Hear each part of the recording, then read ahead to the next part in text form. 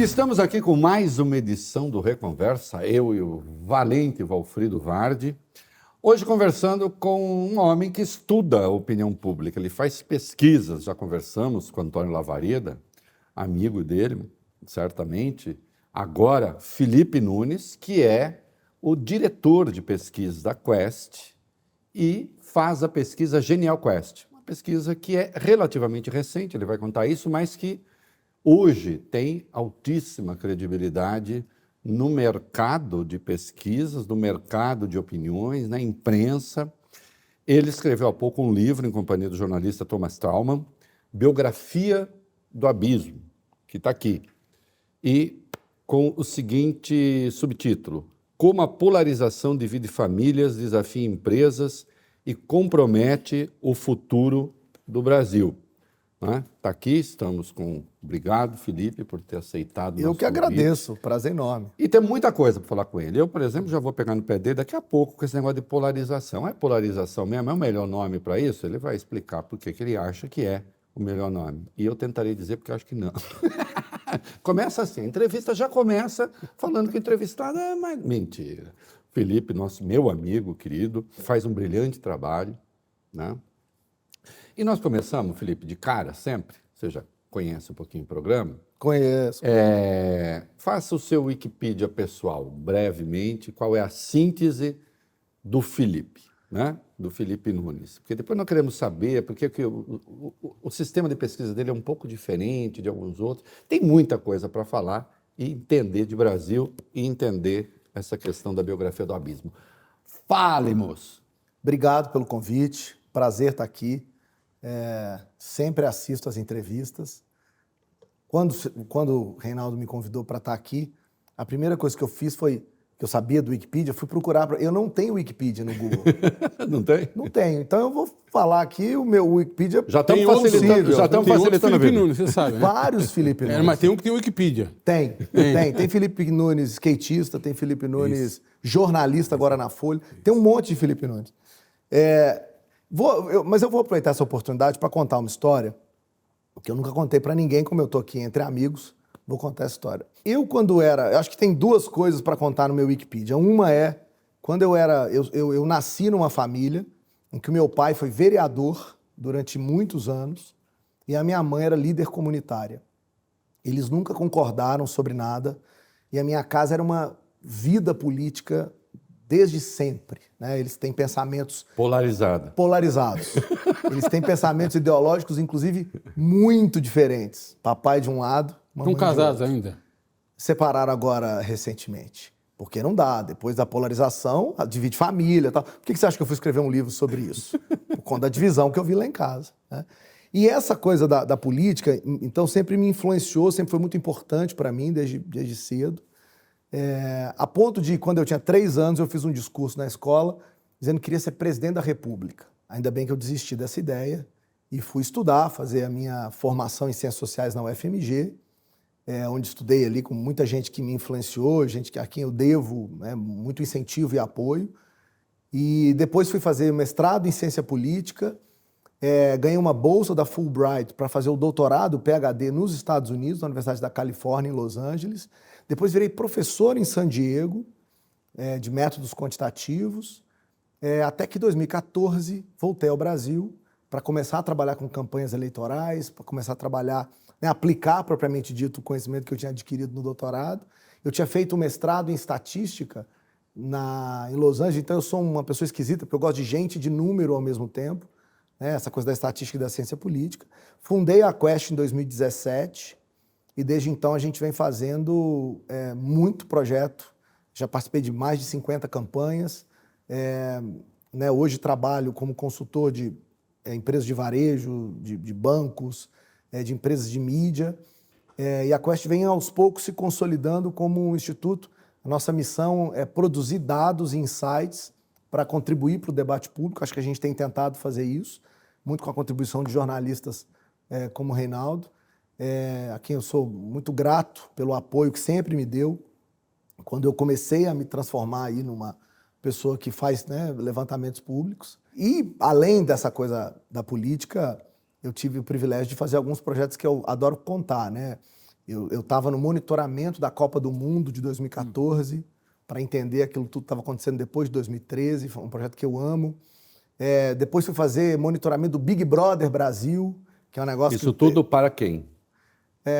No caso da Copa do Mundo, para a FIFA. Estava no Brasil. Tá. Né? No caso do Big Brother, para a Rede Globo. Para a Rede Globo. Então, assim... Mas não era Quest ainda, é isso que eu estou olhando. Ali era um projeto individual. Felipe, eu tinha um algoritmo de inteligência artificial, estava prestando serviço no Brasil para algumas empresas. E depois, acho que está na hora de fundar a Quest. A Quest surge, na verdade, no final de 2016 para 2017. Então, é uma empresa muito, muito jovem. Acho que esse é um pedaço do meu Wikipedia, né, importante. O outro é que eu sou atleticano. Sou do Galo, que eu não posso deixar de falar nunca.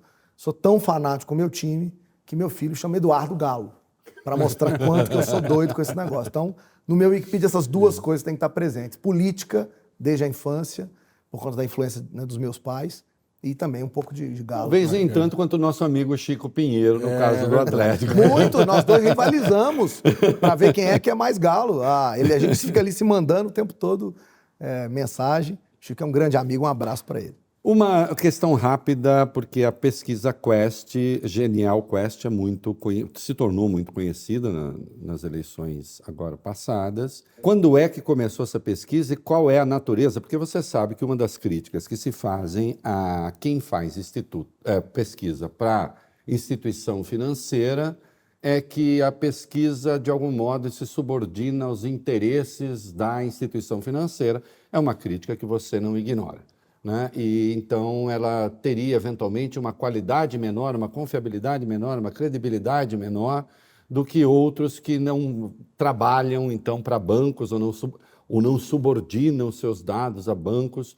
Eu queria saber como é que você lida com essa crítica e como é que e o que você tem a dizer sobre a independência com que você consegue trabalhar. Porque, sei lá, eu imagino, se eu fosse o banqueiro da Genial, o corretor da Genial, que o nome tenha, eu ia ficar muito curioso de saber, ô Felipe, conta os dados aí para mim, eu estou precisando fazer umas apostas aí, né? Não dá para você antecipar, me fala como é que é isso aí. Essa pergunta é ótima, Reinaldo, porque o primeiro desafio que eu enfrentei como pesquisador de dados públicos foi o de construir credibilidade junto a jornalistas, junto a quem pensa o Brasil, junto a quem está interessado em, de fato, contribuir para o debate público nesse país. E não foi fácil, porque essa pergunta veio várias vezes, né? Havia aí uma tradição de que a pesquisa séria é aquela que não tem patrocinador, né? E a minha resposta, desde o começo, e por isso eu topei, nas condições que eu topei, vou contar aqui para vocês, a minha resposta foi muito simples. É muito mais transparente que eu diga para a população em geral quem está contratando uma pesquisa do que sair fazendo pesquisa sem financiamento. Sem contar que, me perdoe só a imagem, te interromper, não perco o fio, esse negócio de patrocinador, quem não tem patrocinador era Deus na hora do maná, mas era só Deus mesmo, toma maná, acabou, não tem patrocínio. Fora isso... Não, e me permita também uma explicação técnica que contribui com a fala do Felipe. Essa questão está regulada na regulação de mercado. Sim. Ou seja, tem uma figura chamada de prática não equitativa. Então, toda vez que um operador de mercado, é importante para que todos saibam, tem uma informação que ninguém mais tem, mesmo que seja uma informação de domínio público, mas filtrada por meio de uma técnica de pesquisa, e ele se utiliza dessa informação e tem uma vantagem sobre outros operadores de mercado, ele poderá cometer um ilícito de mercado. Isso. Coisa que não acontece, como vai explicar o Felipe, na Genius Quest. Exatamente. Então, Genial. Na Genial Quest. Genial. É importante... Mas tem gênios lá. Você que está dizendo. É a minha pergunta. Mas é importante isso mesmo, porque eu acho que a gente está num momento diferente da democracia brasileira e a gente precisa rever alguns paradigmas. Um deles é esse. Então, durante a eleição passada, Reinaldo e Vardi, milhares de empresas de pesquisa publicaram resultados de pesquisa dizendo que faziam isso com recursos próprios.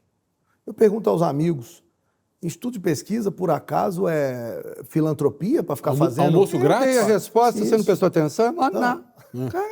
A única alternativa. Então, eu enfrentei isso realmente sem ignorar, Reinaldo.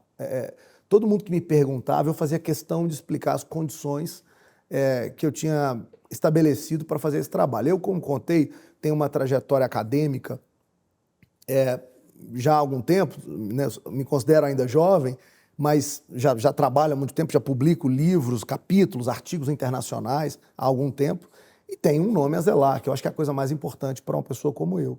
Então a condição foi muito clara, né, para Genial. Eu falei, eu quero fazer, mas se for um trabalho sério. Nós vimos durante a eleição instituições financeiras cancelando contratos de pesquisa quando os resultados não agradaram o cliente. Isso não acontece com a Genial. Por quê?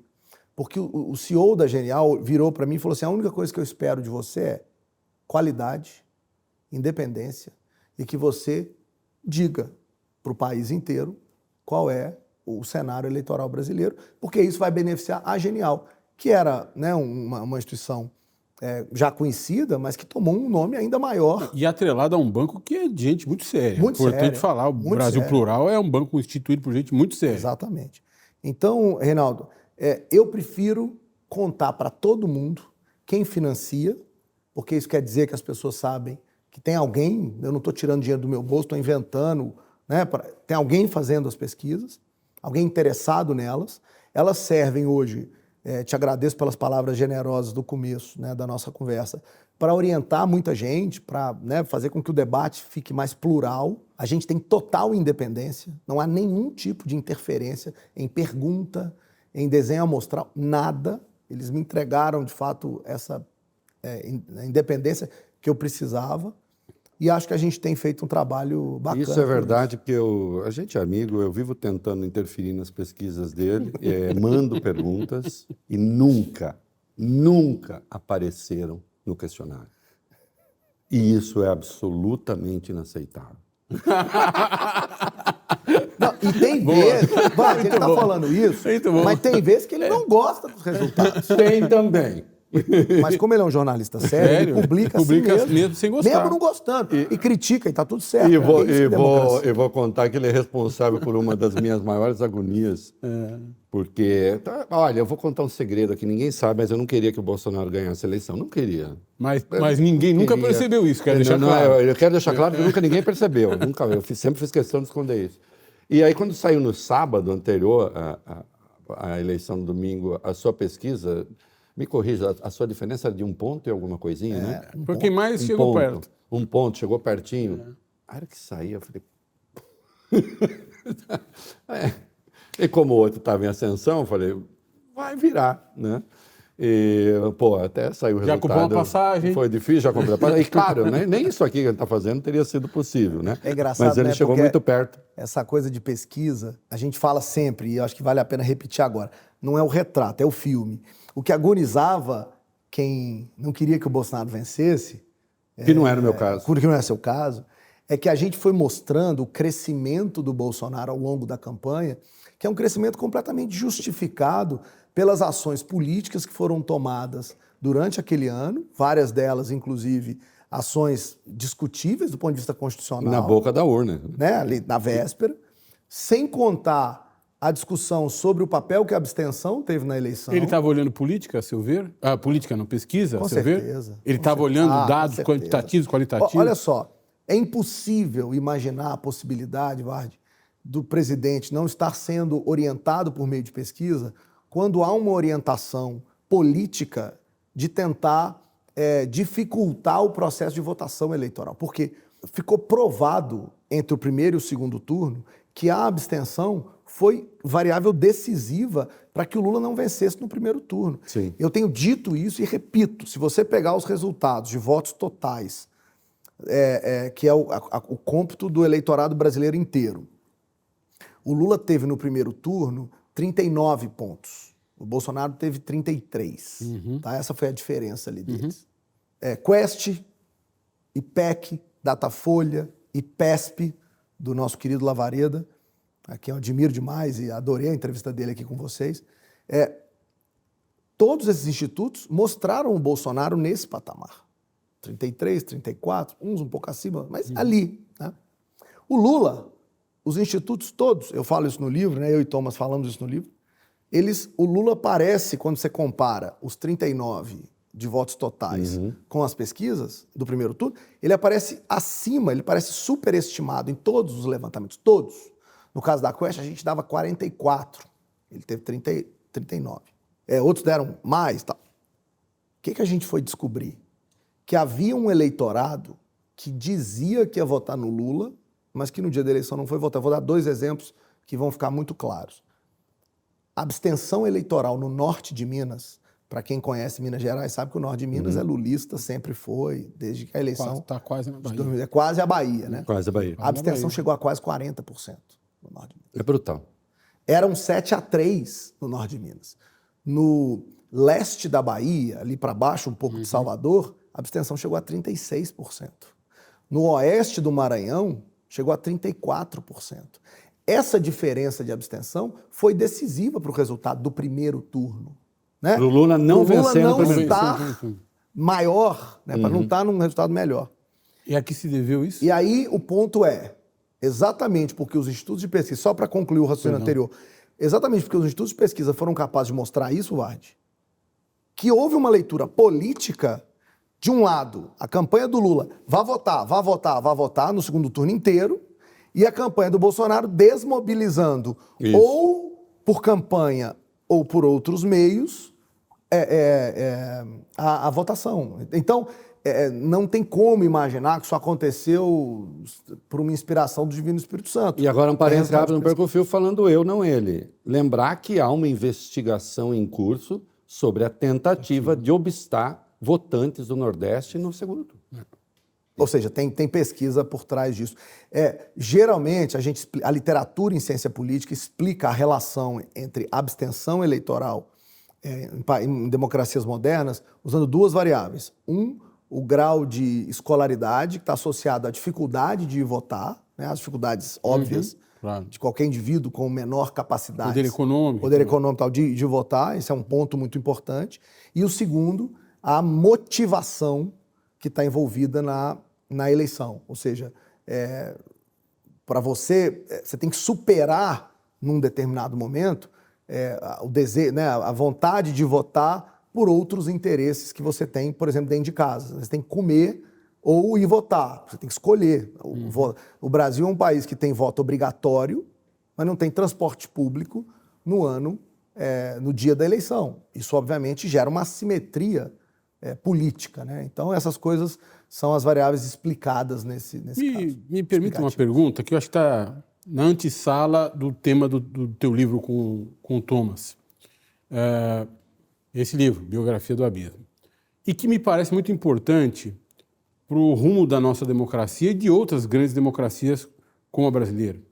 Eu li um artigo que você escreveu, acho que você falava sobre índice de popularidade digital. Isso. Índice de popularidade digital. E se referia a participantes do Big Brother. Sim. Né? Muito interessante o artigo e você se refere a métricas de rede, de popularidade em rede, que eu desconhecia completamente. Passei a não entender, mas a conhecer essas métricas no teu artigo. Eu imagino que os políticos brasileiros, sobretudo aqueles melhor aparelhados, com mais dinheiro, com mais recursos para a campanha, tenham essas avaliações sobre si todos os dias, ou periodicamente. E os políticos em mandato também. O que significaria dizer que os planos de governo, eventualmente contramajoritários, políticas públicas que eventualmente são contrárias, ainda que ponto a ponto, à vontade da maioria, ou dos eleitores daquele agente público ou daquele candidato, possam se submeter e se reduzir a humores circunstanciais desses eleitores ou desses militantes. Sim. A política tende a se reduzir a isso, ou seja, nas grandes democracias, nós tendemos a deixar de ter plano de país, política de Estado, para ter um atendimento circunstancial aos caprichos e humores do eleitor ou do militante? Essa pergunta é desafiadora porque ela envolve, na minha avaliação, Vade, duas questões. Primeiro é a importância da gente estar sempre preocupado em inovar quando a gente é o termômetro da sociedade, né? Meu papel como diretor da Quest é procurar sempre desenvolver tecnologias que vão captar da melhor maneira possível o que está acontecendo na sociedade, né? Então, além das pesquisas de opinião com as quais nós trabalhamos, a gente tem um time muito bacana de desenvolvedores, uma equipe realmente muito qualificada, que trabalha no desenvolvimento de sistemas, plataformas e algoritmos para tentar mensurar essa opinião pública. Você citava o Índice de Popularidade Digital, o IPD. Esse é um indicador que eu desenvolvi e patenteei. Então é bacana porque morro de orgulho de falar isso, né? Nas ciências humanas, você tem algoritmos também desenvolvidos e patenteados, o que contribui para o desenvolvimento do país. Morro de orgulho do IPD. E ele mede o quê, Vard? A gente capta Twitter, Facebook, Instagram, Wikipedia, YouTube, Google e agora o TikTok. A gente mistura essas 7 plataformas e o algoritmo calibra, olhando para indivíduos e marcas de empresas, de personalidades, qual é a maior chance daquele indivíduo ou daquela marca ter maior chance de gerar popularidade, de gerar impacto nas redes sociais. Então é um ranking que ajuda a entender quem tem mais ou menos força no campo digital. Nossa sorte foi que quando a gente lançou esse negócio, a gente estava começando ali uma retomada de Big Brother e a gente capturou o efeito, para quem gosta, né, da Juliette, que é um fenômeno de influenciadores e tal. Então foi muito bacana ter acompanhado isso. Nota máxima é 5, né? É 5 para cada indicador desse e a soma de todos os indicadores dá 100, né? O 100 é o maior número possível. Então, por que eu estou contando isso? Porque o meu papel como uma empresa de inteligência de dados é ter as melhores ferramentas para capturar o movimento da eleição, para capturar o movimento de consumo, para entender como é que as pessoas estão tomando decisão, para explicar o comportamento, né? O que se faz com isso é mais ou menos o desafio do Oppenheimer com a bomba atômica, que vocês devem ter assistido o filme ou lido o livro recente. Você pode usar para o bem ou pode usar para o mal. Eu, particularmente, ainda mais em processos eleitorais, eu sempre aconselho os meus clientes e quem consome as minhas pesquisas a olhar para além das intenções de voto, Vard. Por quê? Porque ficar só mensurando a corrida de cavalo explica pouco da realidade que a gente está vivendo, né? No livro, a gente cita uma vez intenção de voto. Por quê? Porque as pesquisas, para mim, elas têm que servir, no caso de eleições, para formular o que eu chamo de sociologia política do eleitorado brasileiro. Para entender onde é que estão os dramas, os desafios, os problemas que a sociedade enfrenta, para que os tomadores de decisão, as elites políticas, sejam capazes de, a partir de uma informação qualificada, entregarem mais representatividade. E por que isso é importante, Vard? Nós não podemos ignorar que as democracias no mundo vivem crises de representação. As pessoas olham para a democracia e questionam se elas de fato estão sendo capazes de entregar aquilo que elas prometeram, mais representatividade, né? O Levitsky lá no Como Salvar a Democracia e agora com o Ziblatt no como... um é como as democracias morrem, o outro é como salvar, né? Eles mostram que as pessoas de fato têm motivos para questionar em vários lugares a força da democracia, porque elas continuam pobres, a rua delas continua mal asfaltada, as escolas não fizeram os filhos dela mais inteligentes. Ou seja, tem um problema que a gente precisa enfrentar. E, para mim, as pesquisas, mais do que mostrar quem tem mais ou menos chance de vencer uma eleição, elas têm que ser bons diagnósticos da realidade do Brasil e do mundo, para que os tomadores de decisão sejam capazes de entregar mais qualidade de vida, para que eles possam ser capazes de entregar políticas e políticas públicas que atendam aos desafios que as pessoas têm. Eu prefiro encarar as pesquisas dessa maneira, mas eu não ignoro, claro, que haja uma conotação que é de que, vamos simplesmente olhar para a dinâmica da vida das pessoas e ignorar que há algumas decisões que são impopulares, mas são necessárias, né? Só uma elucubração aqui. Porque, na realidade, as redes vivem de bolhas autorreferentes. Sim. Eu tenho usado essa expressão, bolhas autorreferentes, no sentido de que quem está dentro da bolha só conhece o que se informa dentro da bolha, mas produz efeitos para além da bolha. Sem dúvida. Né? Então, o que no fim do dia pode acontecer é você medir o que essa bolha pensa. Né? Acho que foi você que escreveu um outro artigo dizendo que o presidente Lula, no contexto das bolhas e dessa animosidade que as bolhas trazem entre si, o presidente Lula sai pior do que o Bolsonaro, porque quem está na bolha do Bolsonaro odeia o Lula. E quem está na bolha do Lula avalia como boa ou regular a atuação do Lula. A animosidade em relação ao governo, simplesmente porque é um oponente político, é muito maior do que a racionalidade de quem avalia o governo de uma maneira mais serena. Sim. Esse é um desafio que o presidente Lula está enfrentando nesse primeiro ano e ficou muito evidente quando a Quest cruzou duas variáveis. Aprovação do governo e avaliação de governo. São perguntas diferentes, precisam ser tratadas de maneira distinta. A aprovação é uma variável dicotômica, são duas opções, aprovo ou desaprovo, acabou. A avaliação do governo é uma variável que tem 5 categorias: ótimo, bom, regular, ruim ou péssimo.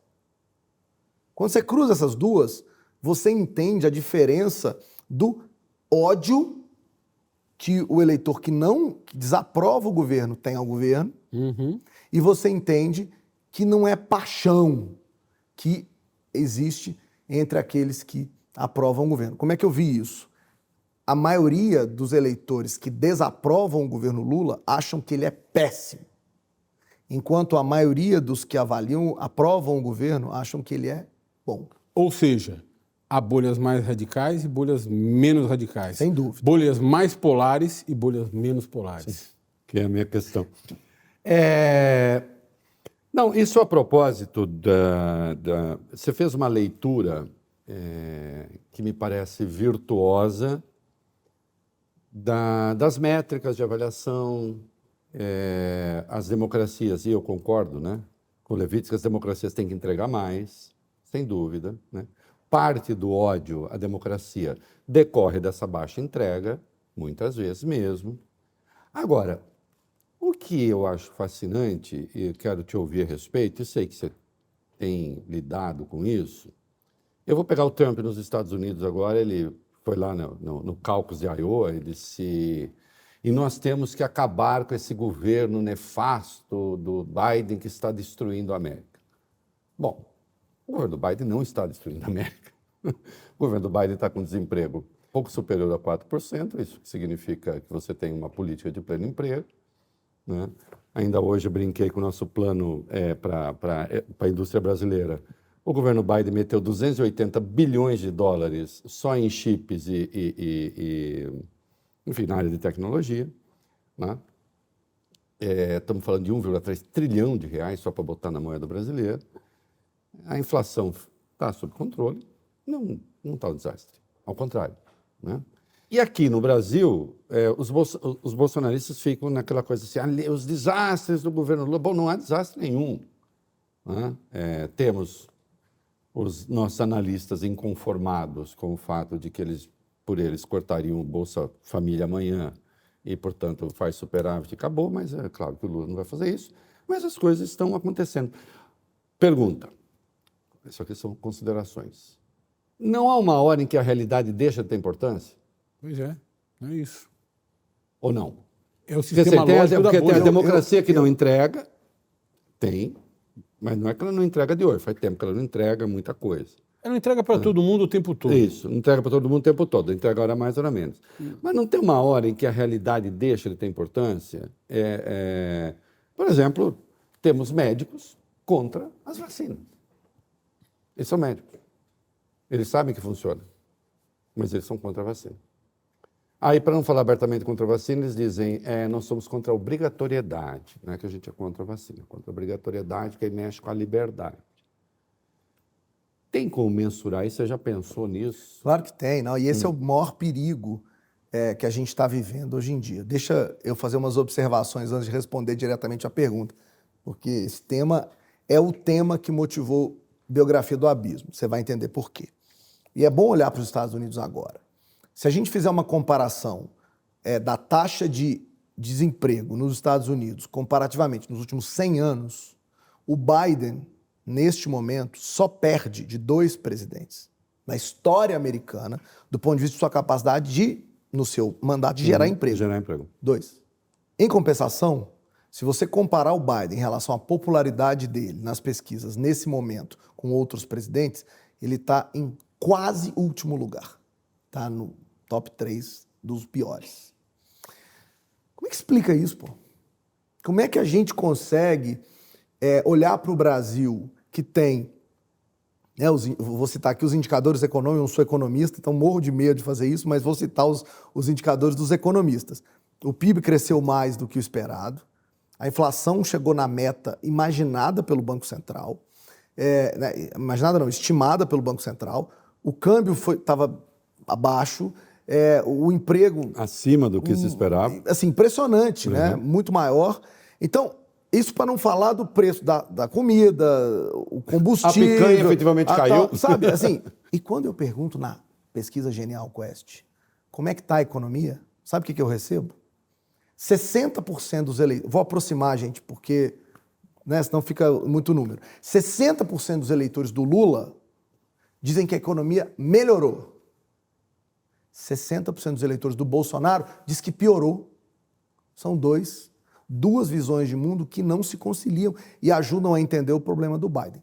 Muito bem. Como é que a gente explica esse fenômeno? E está no capítulo 1 do livro e é importante. Na psicologia política existe um fenômeno que eles chamam de dissonância cognitiva, né? Que é o seguinte: há hoje nas sociedades um filtro à percepção que você tem da realidade. E esse filtro, ele modifica a maneira como você enxerga a verdade. É o seu filtro ideológico. Então, se você é eleitor do Bolsonaro, você não pode aceitar que o governo esteja bem. Você tem que encontrar notícias, informações, opiniões que sejam, que justifiquem por que você acredita que está ruim. Um parênteses. É ideológico ou é emocional? Porque na época que o Reinaldo era da Libelu, ele tinha razões para acreditar no Trotsky. Eram razões. Sim. Não era, obviamente, que todas as razões estão amparadas em emoções. Podia até não ser boas, mas eram razões. Ele tinha razões. Mas ele tinha razões. Agora, o problema é que o que nós estamos vendo é completa irracionalidade. Fla-Flu. Fla-Flu total. Corinthians versus Palmeiras, ou São Paulo. É emocional. É emocional. Por isso que a gente chamou essa nova polarização de polarização afetiva. Ela não é mais uma polarização em que eu olho para o outro como adversário, eu olho como inimigo. Ele é alguém que eu não tolero conviver, é alguém que pensa tão diferente sobre como é que cria filho, sobre como é que a sociedade deve se organizar, sobre o papel que o Estado deve desempenhar nas questões privadas, que eu não dou conta de lidar com aquela pessoa. Daí o Natal tão ruim que nós tivemos nos últimos anos, porque as famílias tiveram que encontrar uma alternativa que era ou não fala de política, o que ficou impossível num país em que a política ficou tão importante na vida da gente, ou não vamos encontrar. Cada um, a bolha A faz um Natal e a bolha B faz outro Natal. A gente conviveu com isso nos últimos anos, né? Então, essa polarização nova, ela é muito perigosa, porque polarização afetiva está estudado por vários intelectuais que estudam esse tema nos Estados Unidos e na Europa. Ela gera como consequência atitudes mais violentas, ela gera mais autoritarismo e ela gera mais intolerância. Exatamente o inverso do que se espera numa democracia plural, numa democracia de ideias plurais, né? Então, esse ambiente que a gente está vivendo, e a gente desenvolveu algumas metodologias para mensurar essa polarização afetiva, ela, de fato, tanto nos Estados Unidos como no Brasil, ela está crescendo em patamares muito parecidos. A gente mostra no livro, de 2002 a 2014, a mensuração de polarização afetiva, numa escala que vai de 0 a 10, ela estava em 4 ponto alguma coisa. Em 18, ela vai para o patamar de 5, quase 6, e em 2022 ela vai a quase 7. A mesma pergunta, a mesma forma de medir essa polarização afetiva no passado e agora mostrou uma diferença muito grande no Brasil e nos Estados Unidos. Eu não sei se isso, se as pesquisas dão conta de responder isso que eu vou perguntar agora, e aí acho que vem a análise e a opinião do cientista político. As causas para isso seriam, e aqui eu levanto uma hipótese para que você refute ou, de alguma forma, acolha. As causas para isso estariam na Lava Jato, número 1, que, de certa forma, olha para um grupo ideológico e apresenta para a sociedade razões para odiá-lo, pela primeira vez, razões supostamente objetivas, à época vistas como objetivas. E 2, por essa capacidade de fragmentar a sociedade e de criar sistemas ou subsistemas políticos cognitivamente fechados que as redes têm. Então, a gente chama isso de um novo ecossistema de comunicação. Tá? E a gente resolveu abrir o livro com essa discussão sobre redes sociais, dissonância cognitiva, viés de confirmação, que são termos que a ciência política importou da psicologia, porque a gente acha que é impossível explicar essa polarização, que a gente dá outro nome no livro, já que o rei não gosta disso, a gente chama de calcificação, que é um processo ainda mais profundo do que a polarização em si. Agora, na origem está o papel que as redes sociais tiveram nisso e a maneira como a elite política, nesse caso, a elite política extremista de direita, utilizou-se desses mecanismos para criar a gente poderia ter chamado de apartheid, mas a gente preferiu abismo, que é um lugar em que você não está mais disposto a ouvir o outro lado sob nenhuma hipótese. Porque o que está em jogo, Vardi, nessa democracia do abismo, é que é impossível vestir a pele do outro, porque você não dá conta, você não tolera. É impossível olhar pelos olhos dos outros, quem está do outro lado, porque o que ele defende não é mais uma discussão se tem que privatizar a Petrobras ou não, que é o que a gente viveu durante anos da disputa de PT e PSDB. O que a gente vê debatido é sobre, o que divide é qual é a opinião das pessoas sobre o debate sobre sexualidade nas escolas, sobre aceitar o direito das pessoas, né, se casarem entre elas, pessoas, né, do mesmo sexo. Ou seja, são questões muito mais profundas, questões que dizem respeito a uma questão íntima, a como é que nós vemos a organização do mundo. Isso gera um processo bem mais complicado. Como é que a Lava Jato entrou nisso? Que eu não quero deixar de responder essa parte. Claro. Desculpa. É que houve um momento no Brasil em que a democracia, via economia, não estava entregando aquilo que foi prometido em campanha. Isso criou um sentimento mobilizado pelas elites de estelionato eleitoral, que é como a Argentina está vivendo isso. Na Argentina ficou claro isso. Eles votaram na direita moderada, depois voltaram com o peronismo, não deu nada, agora vamos tentar qualquer outra coisa aí que aparecer que vai negar o sistema. A Lava Jato foi o instrumento que possibilitou a criação dessa afetividade contra o sistema político, que se manifestou nas urnas em 2018. Né? Então, a classe política virou a inimiga da maioria das pessoas ali, né, perto de 2018, o que resultou numa eleição que todo mundo já estudou e conversou muito, que é a eleição do Bolsonaro. E isso persiste hoje de outro modo. O Supremo Tribunal Federal hoje é visto como o inimigo dessa parcela da sociedade, porque tem uma posição institucional de defesa de limites. Da lei. Né? Da Constituição. Da Constituição. Então, isso nasceu lá atrás, a Lava Jato foi importantíssima para isso, né? Para construir esse sentimento antissistema, e esse é meu alerta, isso não acabou, isso não desapareceu, e a gente tem mostrado, tanto nas pesquisas da Quest, como na pesquisa que deu origem ao livro, que isso continua embasando muito do comportamento. Antes do Reinaldo perguntar, só para fazer uma pontuação interessante, né, Reinaldo?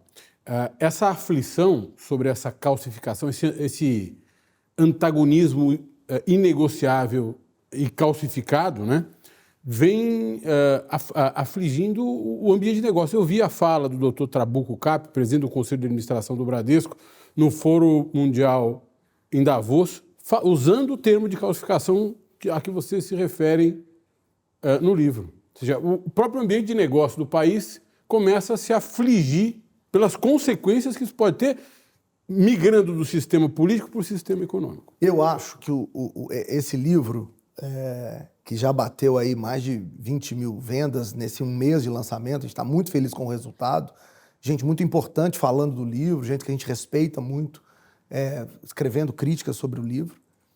Eu acho que o grande mérito dele é justamente ter mostrado que essa polarização que a gente está aqui falando como se fosse um problema político-eleitoral transbordou para a sociedade, para o cotidiano, das famílias e das empresas.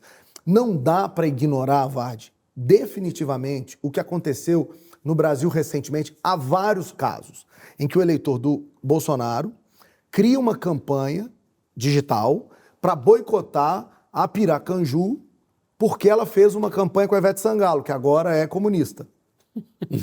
O bis deixou de ser consumido. Existe uma campanha contra o bis da Lacta porque fez uma campanha com o Felipe Neto, que fez uma defesa contra os bolsonaristas.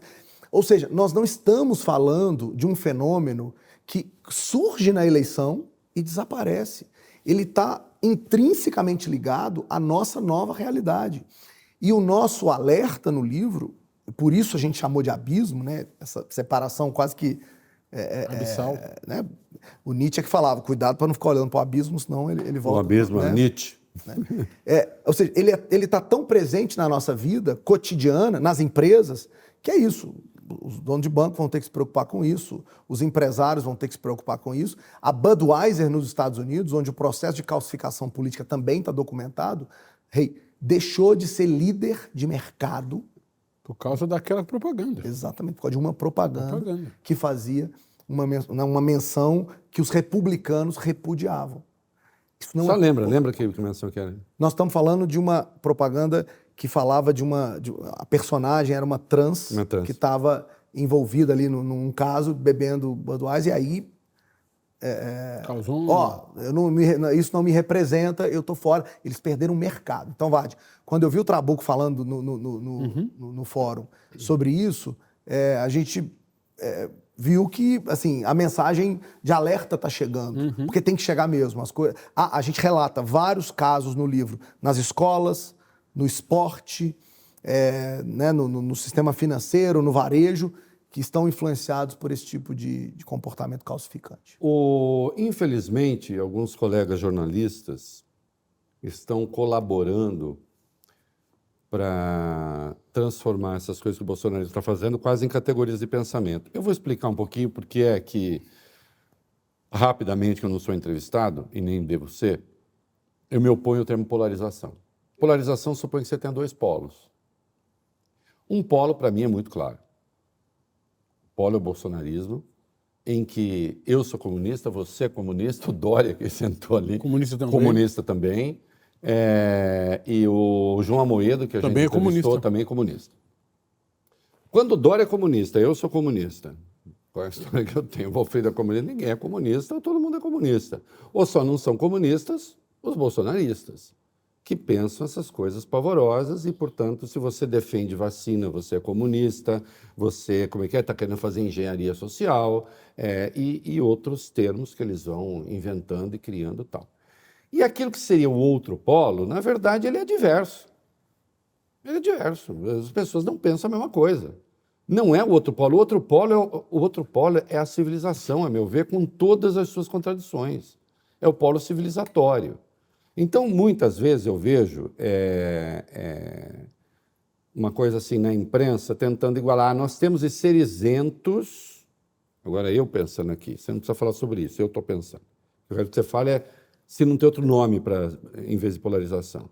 Porque se de um lado você tem o pacto civilizatório e de outro você tem uma ideologia, porque isso é uma construção ideológica, tão absolutamente fechada, que ignora a realidade, que ignora a ciência, que ignora dados empíricos, em nome de uma construção mental, Então aí não é exatamente polo, porque o lado de cá não é uma verdade unívoca.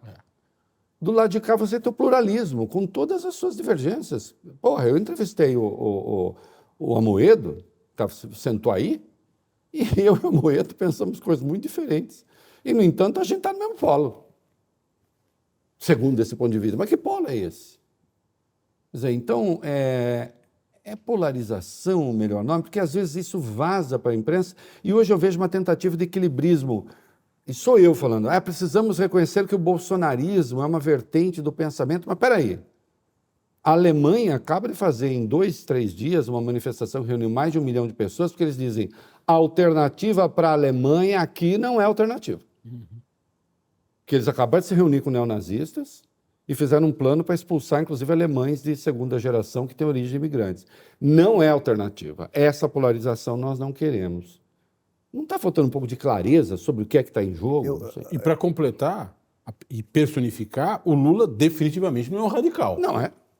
Vamos Imagina, um radical com fufuca no ministério, com o outro lá, que nem seu nome. A diferença, Rei, tá no que para mim representou o 8 de janeiro, a diferença da reação brasileira ao 8 de janeiro e a reação brasileira na eleição de 2022. Aí que está a diferença. Não entendi. Quando a gente está discutindo a democracia brasileira e pergunta para as pessoas a opinião delas sobre o 8 de janeiro, quase 90% dos brasileiros dizem que são contrários ao que aconteceu ali. Ou seja, quando o que está em disputa, o que está em jogo, de fato, é aquela quebradeira absurda que a gente viu no 8 de janeiro, a gente não encontra essa polarização que você está, de certa maneira, reclamando. 90%. Essa é a pesquisa Quest publicada em dezembro do ano passado. Portanto, um ano depois... aliás, mentira, publicada em janeiro, no 8 de janeiro. A gente publicou dia 7, Isso. mas foi feita em dezembro. Depois caiu um pouquinho. E aí diminuiu um pouco o apoio. Diferente dos Estados Unidos, que o apoio diminuiu muito, né? É que lá diminuiu demais.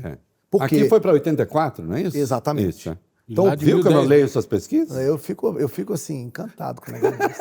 Tá filmando, né? Tá. Porque isso é para eu guardar para a história. Eu sou muito fã desse cara, preciso dizer isso Todos sempre, somos. né? Então, ali não tem polarização e no livro a gente reclama disso. Não pode ter polarização. Quando o assunto é a democracia, quando o assunto é o regimento institucional que organiza a nossa vida, não pode ter polarização. E por isso, o Lula não pode tratar esse assunto como um assunto de lulistas versus bolsonaristas. Não pode. O ato da descida dos poderes na rampa do Planalto, de mãos dadas com o Supremo, com governadores, com presidentes de Câmara e Senado, é um ato da democracia brasileira. Um ano depois, quando governadores discutem se vão ou não, eu acho que a gente está começando a ter problema. Porque o 8 de janeiro não pode ser discutido.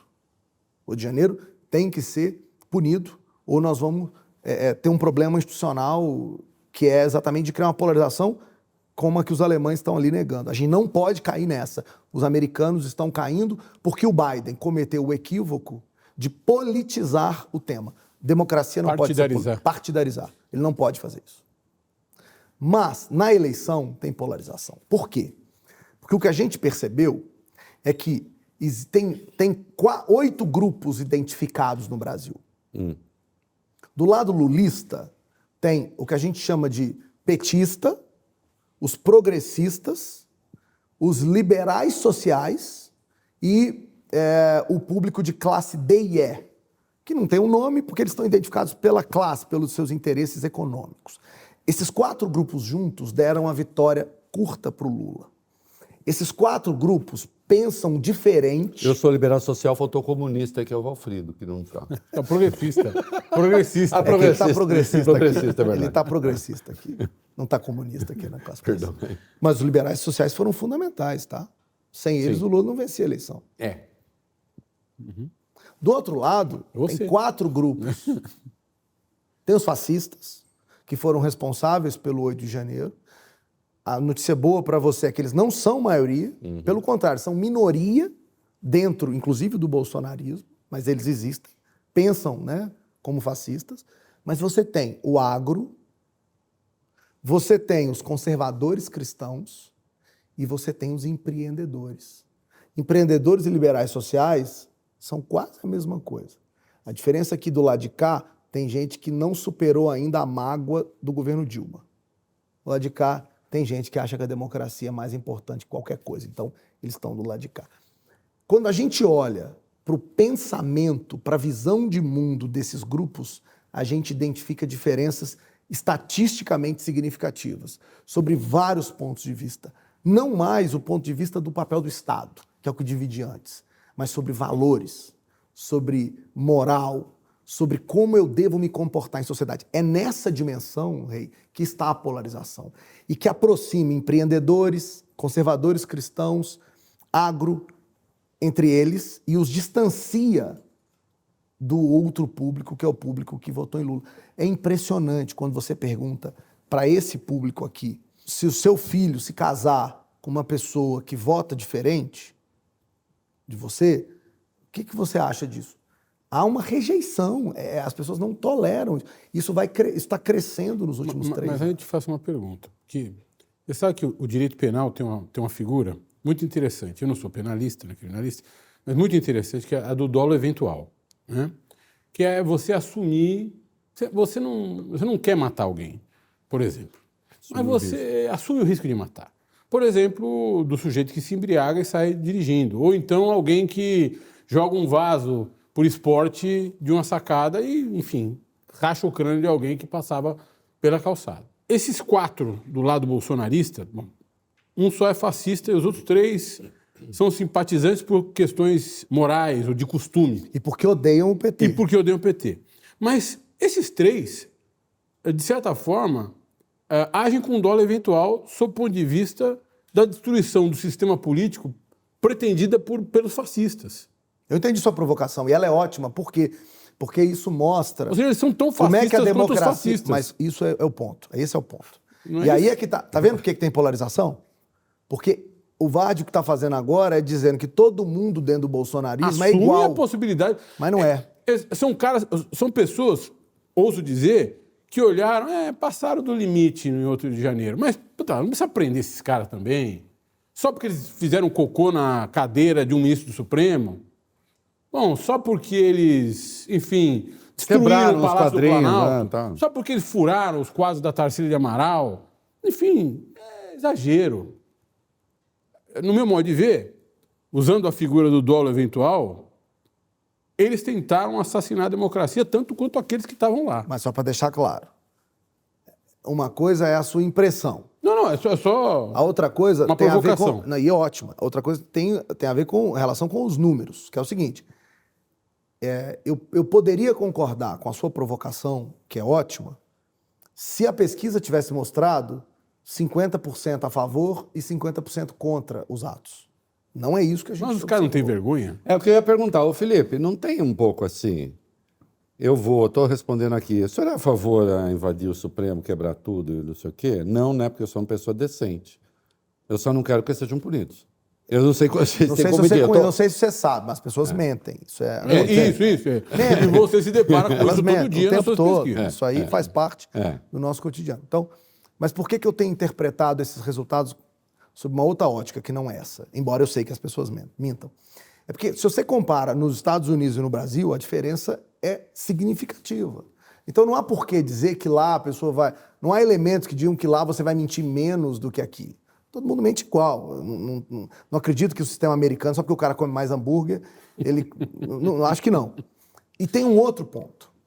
Quando eu pergunto se o Bolsonaro é responsável pelo 8 de janeiro, quando eu partidarizo, quando eu politizo o tema, o mesmo indivíduo que lá atrás falou, 8 de janeiro eu não concordo, mas de fato o Bolsonaro não é responsável por isso. Então há uma diferença que eu não acho que é de cinismo ou de uma resposta mentirosa, não. Acho que de fato tem uma diferença. O 8 de janeiro foi grave demais para os empreendedores e para uma parte importante dos conservadores cristãos, que são em sua maioria pobres. Esses acham que baderna não é uma coisa boa.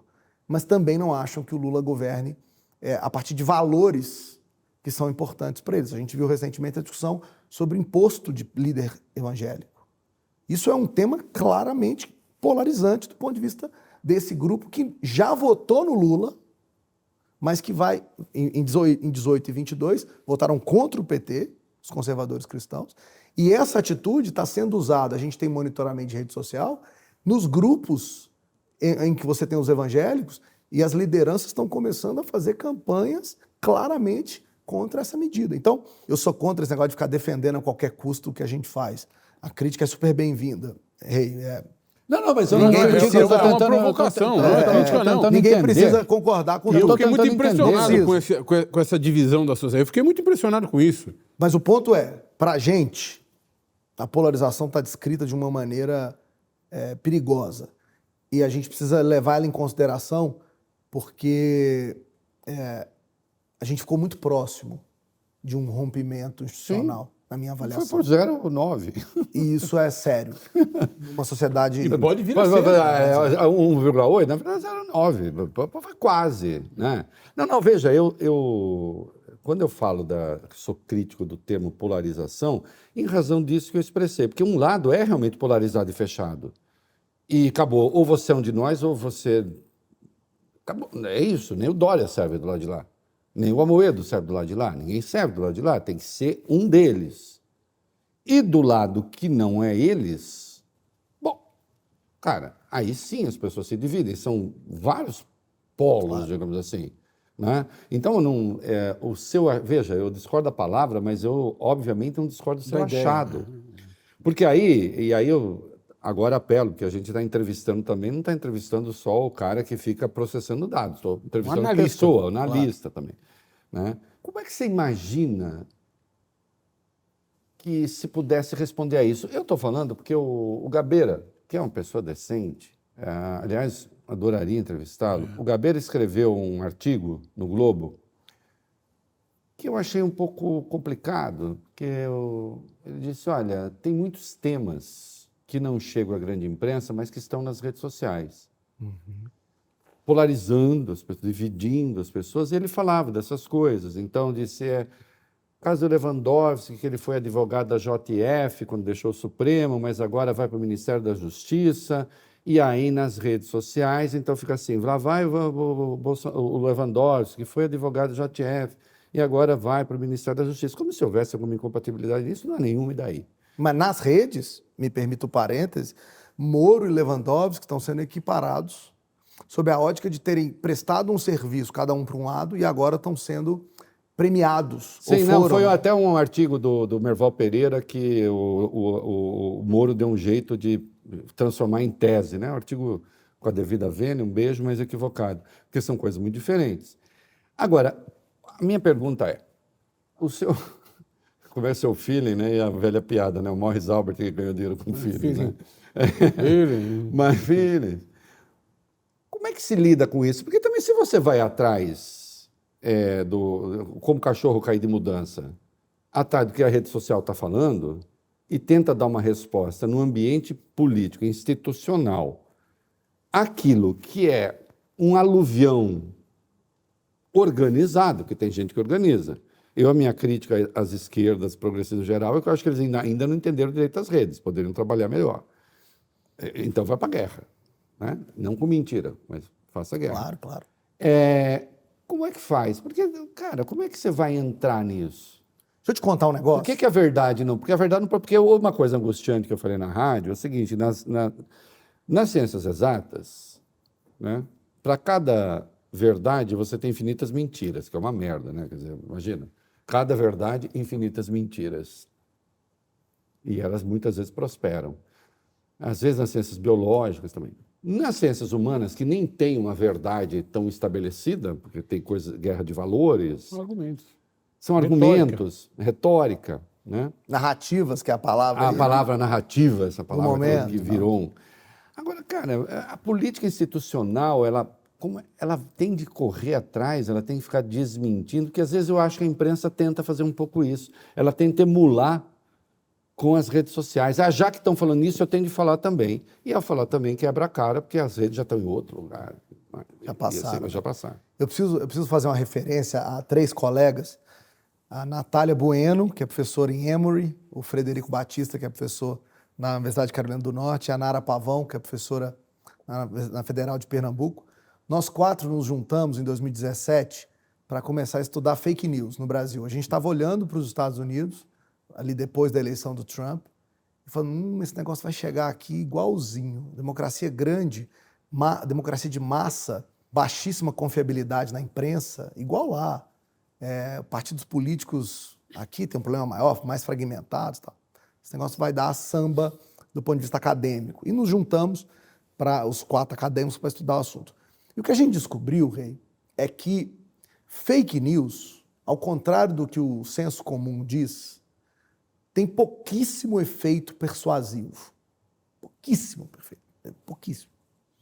Nos papers que nós temos publicados aí nos journals internacionais, a gente mostra que do ponto de vista estatístico, tem efeito persuasivo 0.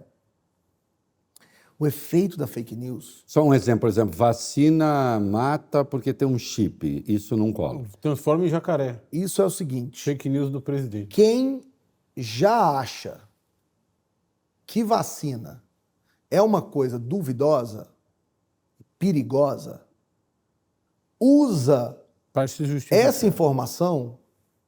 Eu me lembro, não vou falar o santo, que é familiar, mas que recebeu um WhatsApp dizendo, Dr. John, não sei lá das quantas, que provou que a vacina tinha um chip, não sei o quê. E eu dizia, mas isso é mentira.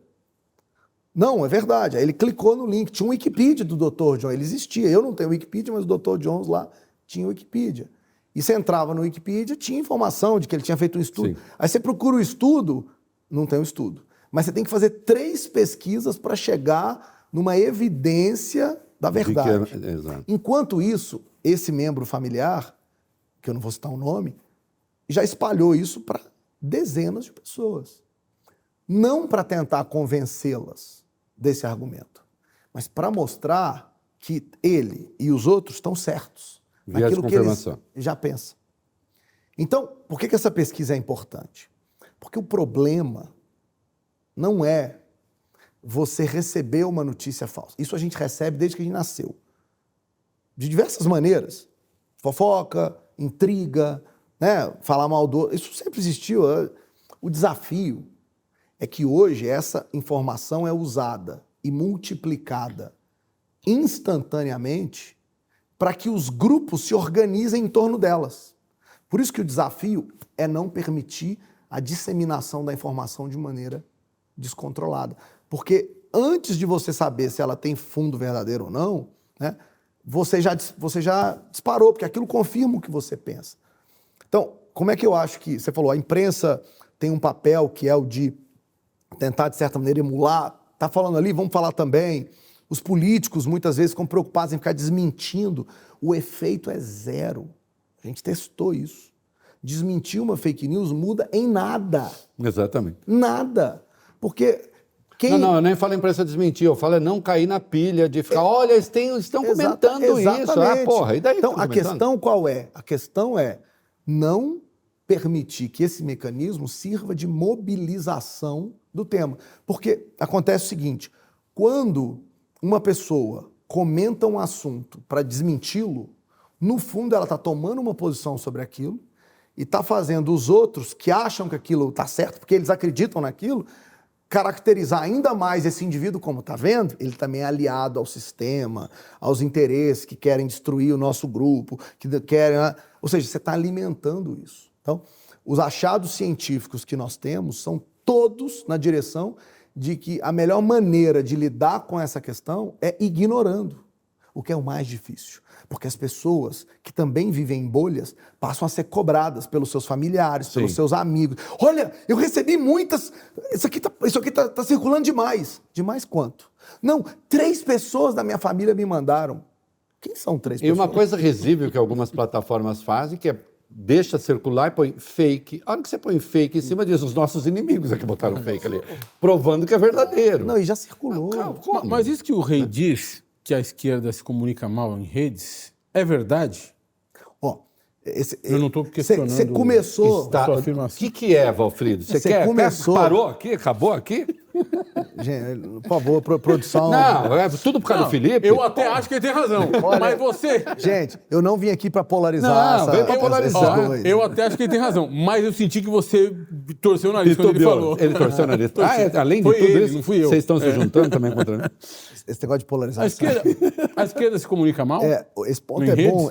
Esse ponto é bom pelo seguinte: quando a gente desenvolveu o IPD, era muito curioso porque o Bolsonaro sempre estava na frente. Durante todo 2019 até 2022, o Bolsonaro foi claramente o indivíduo que teve o melhor desempenho em redes sociais desse período. A maior parte do tempo ele estava à frente do Lula, muito à frente.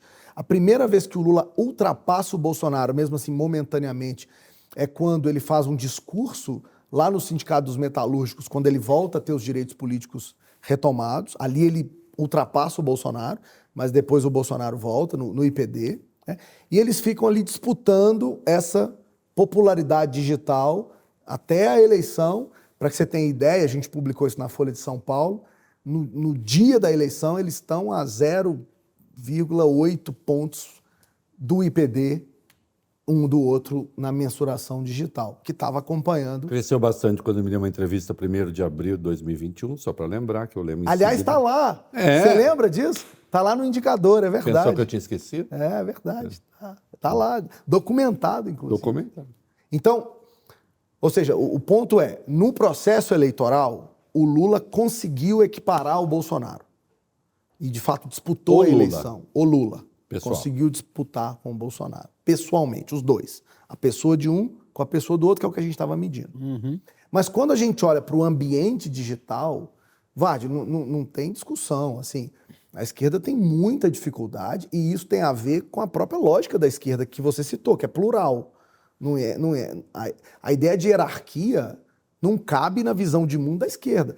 No caso da direita, quando a gente estuda o processo de disseminação de conteúdos na direita, é impressionante. Tem uma irradiação. O Bolsonaro publica, daqui a 1 minuto você vê Zambelli, 1 minuto, a Zambelli publicando, e aí os filhos publicam, aí começa a cair nos blogs de fofoca de direita, aí começa a entrar nos canais de YouTube de direita, e aí o Twitter começa a subir aquele assunto. É uma cadeia.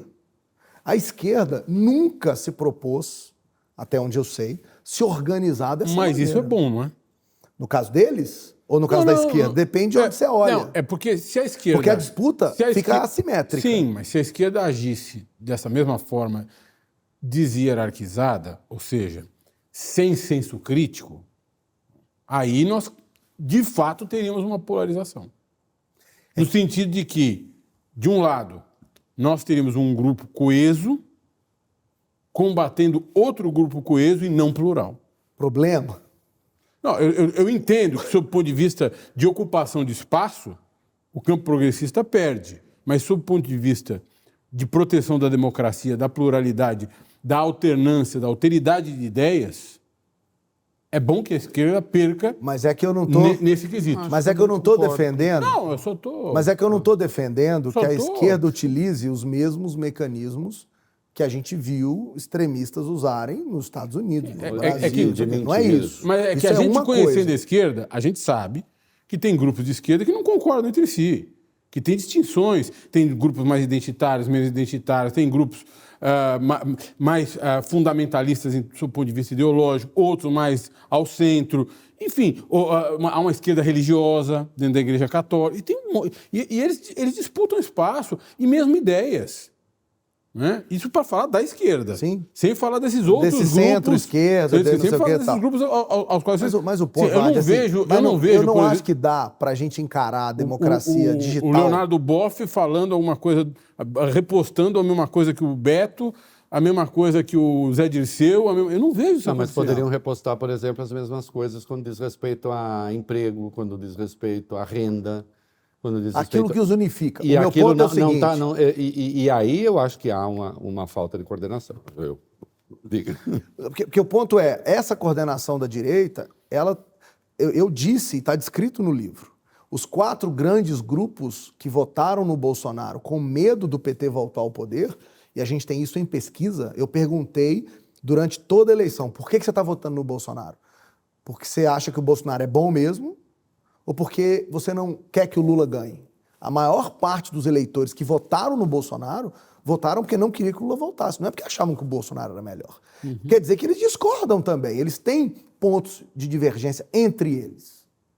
Mas o discurso e a narrativa encontram uma coordenação naquilo que os unifica. Por exemplo, o antipetismo. Por exemplo, essa ideia de que o Brasil pode virar um comunismo. Isso unifica esse grupo todo. Porque há a crença, de fato, de que o governo do PT pode caminhar na direção... E esse sentimento é alimentado quando o PT se manifesta, por exemplo, em relação à Venezuela. Aí você cria ainda mais identidade em torno dessa... Tá vendo? Eu desconfiava e agora eles estão fazendo aquilo. Então, eu não acho que na direita todos pensam iguais. Mas eles conseguiram encontrar elementos comuns à narrativa que nas redes sociais é muito unificante. A esquerda não conseguiu fazer isso. O único que conseguiu unificar a esquerda ou esse campo mais abrangente foi o Lula. Na figura de ser o candidato mais competitivo para tirar o Bolsonaro, que é o que unificou esses grupos. Se tem uma coisa que unificou todos os trotskistas, leninistas, liberais sociais, petistas, foi a ideia de que o Bolsonaro não dava mais. Essa mesma lógica que foi usada para unificar esses campos na eleição precisava, claro, numa disputa de guerrilha de rede, ser mantida depois disso, porque senão você vê isso ter continuidade agora nas eleições municipais deste ano? As eleições municipais de 2016... Como é que você vê o país? As eleições municipais de 2016 foram eleições do novo, né? Da nova política, de candidatos que não estavam no sistema. A gente viu Calil em Belo Horizonte, Dória em São Paulo, Crivella. 2020 foi a eleição da pandemia. Tinha a ver com como é que o prefeito estava lidando ali com aquele negócio. Eu acredito que 2024 será a eleição marcada, influenciada por essa polarização. Por quê? Porque o piso do candidato bolsonarista é muito alto, principalmente nas cidades onde o Bolsonaro teve um desempenho acima da média. O piso é muito alto, tá? Mas o piso do candidato do Lula também é alto. De modo que há um grande incentivo para que as cidades que têm o segundo turno revelem-se novamente cidades em que essa polarização vai se dar. O Bolsonaro tentando fazer o PL se tornar um partido municipalista, que não é, e o Lula tentando melhorar o desempenho do PT, que sempre foi ruim nas eleições municipais. O PT conseguiu piorar de 16 para 20, de sair do 9º maior partido para o 11º. Sim. Ele piorou ao longo do tempo. Então, agora o Lula de volta à presidência tem todos os incentivos, inclusive via polarização, para alimentarem isso. Eu acho, ainda não tenho pesquisas, mas que as capitais, as mais importantes capitais do Brasil e do Sudeste, terão uma reprodução de disputa Lula e Bolsonaro, São Paulo, Rio e BH. No Sul, a gente tende a ver uma disputa da centro com a direita. No Nordeste, a gente tende a ver centro disputando com a esquerda, ou seja, cada um defendendo esse polo, que é o que a gente chama de calcificante na sociedade, né, no eleitorado, mas nas capitais do Sudeste, eu acho que essa polarização vai estar mais presente. Quando a gente descer o nível de tamanho, aí eu acho que essa ideia de polarização diminui e as questões do dia a dia vão tomar conta das cidades. A rua, a escola, a creche e tal, porque são relações muito mais... O Granovetter chamaria de relações de laços fortes. Você tem gente, todo mundo se conhece, todo mundo troca, todo mundo se fala. Então, eu acho que quanto maior as cidades, maior a chance da gente ver polarização. Quanto menor a cidade... Você tem uma disputa nacionalizada nesse sentido. Nas grandes e mais localizada nas pequenas. Lembrando que eleição municipal, muita gente me pergunta isso, não tem nenhuma relação estatística com eleição presidencial, né? Na verdade, o que está em disputa, nesse caso, é a composição do Congresso Nacional. Se a gente quiser saber quem vai mandar no Brasil em 2026... Isso o Lavareda falou aqui, é isso mesmo? Você também tem esse dado? 100%. Quer dizer, se você quiser acontece... saber quem manda no Brasil em 2026, nós vamos descobrir 24. No dia que terminar a eleição desse ano. Por quê? porque a gente mostra, existe uma correlação de quase 0,9 entre votos de vereador e prefeito e as bancadas de deputados federais nos campos, esquerda, centro e direita. Porque os vereadores e deputados estaduais estão na base eleitoral dos federais. Prefeitos, vereadores e vereadores estão na base dos estaduais e dos federais. Eu fiz um exercício apenas para poder, né, pensar nessa hipótese que a gente está conversando. Eu separei o centro do centrão. Né? O negócio de centrão é uma maluquice, mas tudo bem. Eu separei o centro do centrão. Então eu joguei o PSD, o PSDB e o Cidadania no centro. E coloquei PP, republicanos no centrão. União Brasil e tal. Impressionante. Quando você faz essa separação... Porque se você bota todo mundo no centro, a correlação é alta. Quando você separa, a correlação, no caso do centrão, é ainda mais alta. E não dá para ignorar que o sistema político brasileiro mudou de tal maneira nos últimos anos, não só com as emendas impositivas que foram adotadas depois de 2014, mas com a própria lógica de como o orçamento brasileiro é gerido hoje. Esses partidos que dominam hoje votos, que são importantes para qualquer presidente, são hoje partidos que têm acesso a recursos do orçamento, mas não têm qualquer responsabilidade com esse gasto. Ou seja, eleição municipal deste ano vai definir onde é que vai estar o polo de poder em 2026, seja qual for o presidente eleito lá na frente. Por isso essas eleições são tão importantes. Só para os internautas acompanharem, as despesas não financeiras, enfim, do orçamento, coisa de 2 trilhões, botando as despesas financeiras junto, dá 5,5 trilhões. Você pega as não financeiras, são 2 trilhões.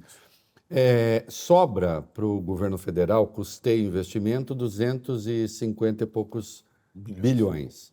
O Congresso fez uma LDO e depois a lei de orçamento, o Lula até vetou 5,5 bi, mas só o Congresso estava querendo 53 bilhões desse troço. É 1/4 do que tem o governo federal. Eu posso contar uma coisa pior? Esse dinheiro é tão brutal para fazer essa política que vai para o prefeito, que vai para o vereador, que vai não sei o quê, e que elege o deputado. Eu quero te contar uma coisa pior, mas antes, lembrar que o cientista político aqui sentado, ele vê com muita preocupação essa questão, não é porque eu sou contra o Congresso, ou porque eu acho que o Congresso é pior. Claro que não, nem eu. É porque políticas públicas num país continental como o Brasil precisam de coordenação no Executivo. Se cada deputado começa a organizar o nosso orçamento a partir de suas visões particularistas, nós não vamos ter nunca um projeto nacional, nós não vamos ter nunca um país que se move na direção de resolver um programa nacional, efetivamente. E ao fim e ao cabo isso é compra de voto com dinheiro público. Claro. No fim do dia é isso. O deputado vai lá, pega o dinheiro, ajuda o prefeito, que ajuda o vereador, com aquele dinheiro do orçamento impositivo. Isso sem pensar nas situações de dissipação da verba Porque você imagina, pública. o governo federal todo, entre custeio e investimento, fica com 11%, se você considera as despesas que são ali, nas não financeiras. Se você considera o total, são 4%, e o Congresso abocanha 25% desse pouquinho que sobra. Agora eu vou te contar a parte pior. Me relatava um ótimo burocrata do Ministério da Saúde que algumas das alocações de recursos que estão aí na discricionariedade do Executivo já estão começando a ser questionadas pelo Legislativo. Sim. Ou seja, pelo Legislativo. Nós não estamos falando só das emendas, porque as emendas, você tem lá um percentual que está sendo disputado. Nós estamos falando de um problema maior, porque parte do orçamento público, que deveria estar sendo usado para coordenar a política pública nacional, também está começando a ser... Estão querendo derrubar a ministra da Saúde, Anísia Trindade. E tem a ver com isso que a gente está conversando. Então, eu vou arriscar aqui falar uma coisa. Esse podcast é visto por muita gente importante, então eu vou arriscar falar uma coisa polêmica, em certa medida. Se nós não encontrarmos uma solução para como o orçamento brasileiro é gerenciado, nós vamos ter que abrir mão do presidencialismo. Porque é inconcebível um sistema em que você gasta do jeito que você quiser. Ordenador de despesa sem responsabilidade. E a responsabilidade é toda de um outro ente. Isso é impensado, é insustentável do ponto de vista de efetividade de política. Então, eu, que sempre fui um defensor do presidencialismo, começo a olhar para a opção parlamentarista como uma alternativa se nós não conseguirmos uma outra forma que não seja né, colocar de volta o Eu orçamento. nunca discuti como isso com o era votado. Valfrido, mas eu pessoalmente acho que a gente teria de pensar num semipresencialismo à maneira portuguesa ou semiparlamentarismo, que nome você queira dar para aquilo, de maneira que você cobre a responsabilidade do Congresso por esse dinheiro, porque ele está governando sem ter de responder por absolutamente nada, porque não responde por nada, ele gasta. É isso que ele faz e dá superpoderes para o comando da Câmara, para o comando A do grande Senado, questão é, especialmente da eles Câmara. vão topar mudar a Constituição? Agora, É por isso que eu disse, essa é uma questão polêmica. Acho que a gente nunca vai deixar de votar para presidente, porque essa é uma cultura brasileira. Mas o ponto é, se o Congresso não for responsável, junto com o presidente, da construção de política pública, nós temos um problema. Não dá para achar que é só no individualismo, no particularismo que se resolvem as questões. posso mudar um pouquinho de assunto? Não, né, Valfrido? Ah, deu um pouquinho só, um vai. pouco, então vai.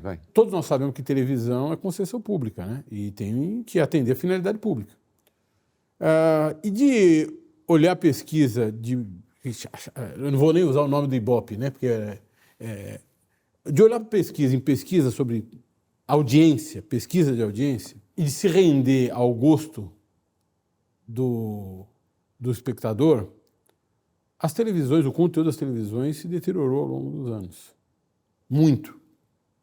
Você que está acompanhando Big Brother, e é uma coisa...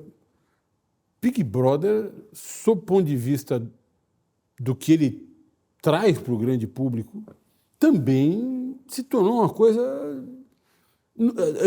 nas vezes em que eu vejo, de grande mau gosto. Minha opinião. Estou dizendo que é do Reinaldo, a tua, mas de muito mau gosto. Ou seja, tem comportamentos de mau gosto, situações de mau gosto. Isso não tende a piorar? O que o Valfrido está perguntando é o seguinte, TV aberta, quando é que vocês vão levar o Reconversa para a TV aberta? Também foi tem isso que você quis perguntar? No fim do dia é isso. Levar qualidade. Ou Reconversa, ou coisas como Reconversa. Mais do que alguém transando debaixo de um lençol, ou alguém, enfim, bêbado, e aí por diante. O que ele está dizendo é o seguinte, antigamente a gente ia no programa do Jô e a gente discutia o que tinha na caneca.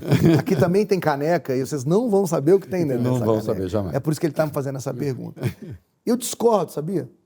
O Big Brother tem sido, inclusive, estudado como um programa que tem conseguido pautar discussões bem interessantes, que tem a ver com machismo, que tem a ver com racismo, que são temas que, de certa maneira, quando a gente discute num programa de qualidade como esse, ele é consumido de uma maneira mais difícil pelo grande público. Né? Abstrata e não concreta. Exato. Quando você vê comportamentos Entendi. que você está torcendo contra, porque você passa a se envolver naquela trama, você começa a olhar para aquele negócio de outra maneira. Então, eu acho que Big Brother tem uma função social, que é de ser capaz de provocar a gente a falar de coisas que nós, no dia a dia, não estamos acostumados e não estamos preparados para falar.